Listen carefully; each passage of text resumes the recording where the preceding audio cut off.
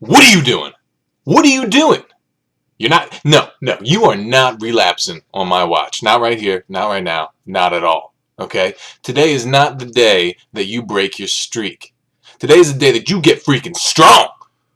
Today is the day that you are going to stare that discomfort in the face and say, no, I shall not fap. Today is the day that you are going to stand up and be strong and live the life that you want to live. And I'm not going to hear anything else about it. All right?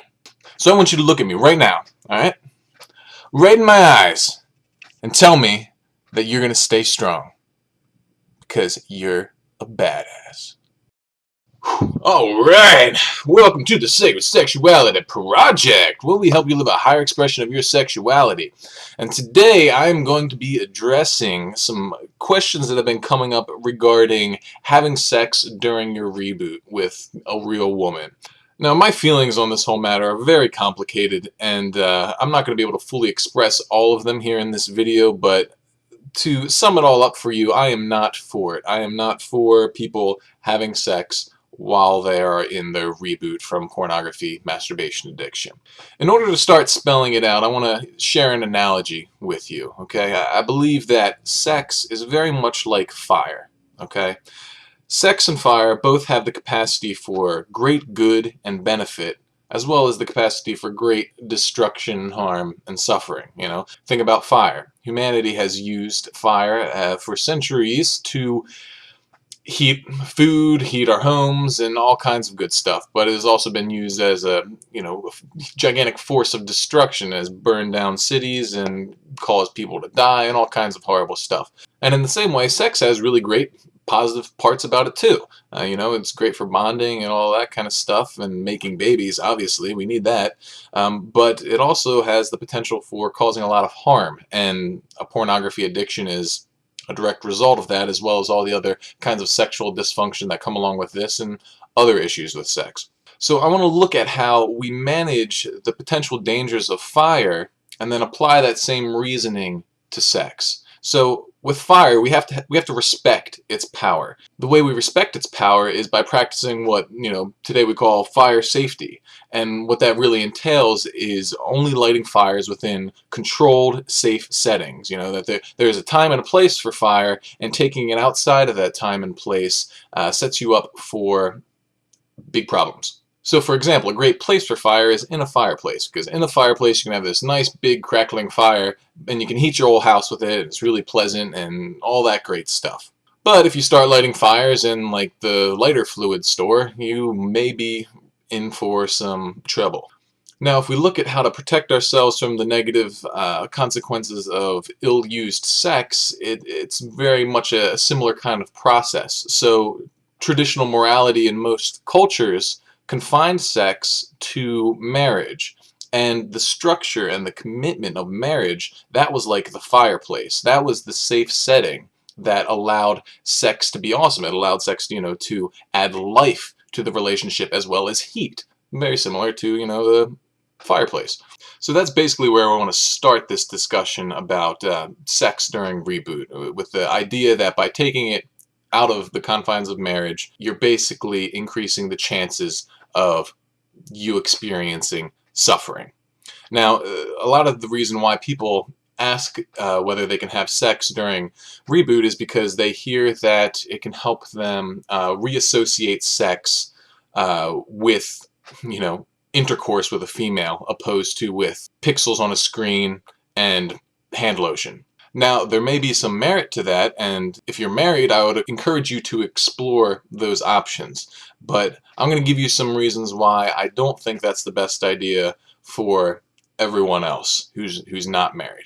So the first problem I see here with including real sex into your reboot is that you have to worry about replacing one escape behavior with another. And I've mentioned this before in previous videos, but if you're using pornography masturbation as a way to modify your mood, to run away from things you don't want to feel, like being horny, stressed, bored, anxious, whatever, then just changing the way that you avoid those feelings is not actually going to get you into a better place. It'd be like someone who is addicted to alcohol, just switching to cocaine instead. It's not you're not really getting better. The second issue I have with people having sex during Reboot is that you're bringing another person into this problem situation with you. If you think it's tough having a pornography and masturbation addiction by yourself, try throwing another person into the mix, especially one that you are trying to start leaning on to fulfill the needs that pornography was filling for you. It's not a healthy thing, and in fact, it's going to be much worse for you. Okay, like you can control your computer, you can get your fix whenever you want, but you can't do that with another person, especially a partner. The core issue here is that you do not have complete freedom yet from your libido. Okay, your sex drive is going to be influencing almost all of your actions, trying to bully you into doing the things that you need to do in order to get your sexual relief. And the issue is when you're with another person, that leads to you being less than genuine with them. You're going to have to be constantly siding on the side of the action that will get you into bed with them, opposed to the thing that really agrees with your highest morals and intentions. Now, some of you might be thinking that, you're looking for one-night stands. This kind of stuff doesn't really apply to you. You don't really care if you bring someone in for a night. You're not going to be bothering them for a while.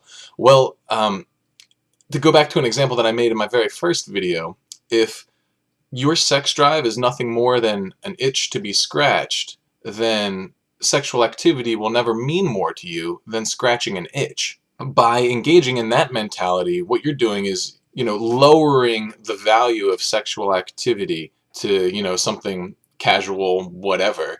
And the more you practice that, the more that'll be your reality, and the less satisfying sex will actually be. The big principle here behind this pornography addiction is that your brain gets wired to what you practice. So if you practice, your sexual activity being with a computer, then that's what you get wired to do. And in the same way, if you get wired to think that sex is this thing with no strings attached and can be experienced without any sort of commitment or whatever, it's going to remove the ability of sex to function as that special bonding thing when you may decide that you want it like that.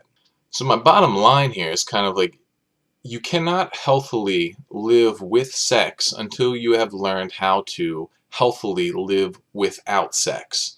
And, if you're like the average person probably viewing this video, then you started pornography and masturbation at a relatively young age, like probably like, at least masturbation, as soon as you hit puberty, really. You've never actually learned how to live without it while the desire's been there, like you had years before you hit puberty that you obviously didn't masturbate, but like you didn't actually have an urge to contend with at that time.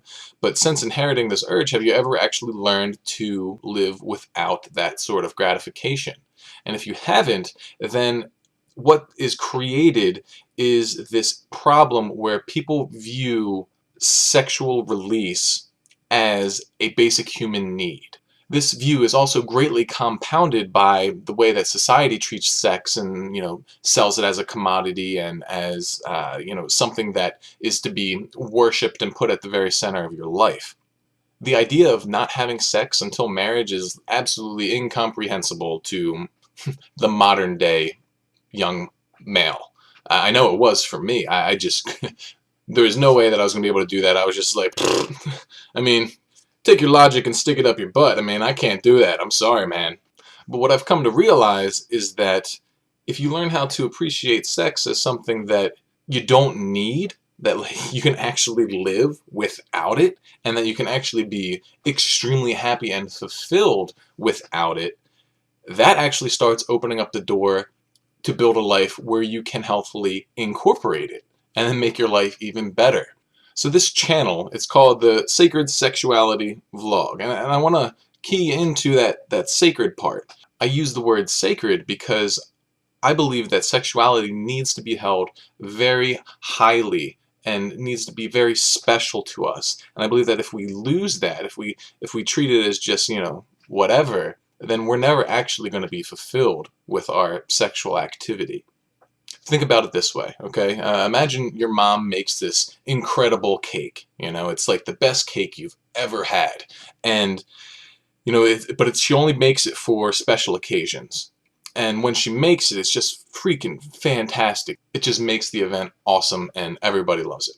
Now, I want you to imagine that you like this cake so much that you start eating it every day.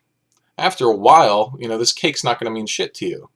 Before, it was this big special thing that you would look forward to, but now it's something that, just making you fat. It's actually starting to negatively impact your life because you are no longer treating it as something special that needs a special case to be fully enjoyed. So the question becomes, how special do you want to treat your sexuality? And here's kind of my thoughts on how to go about answering that question.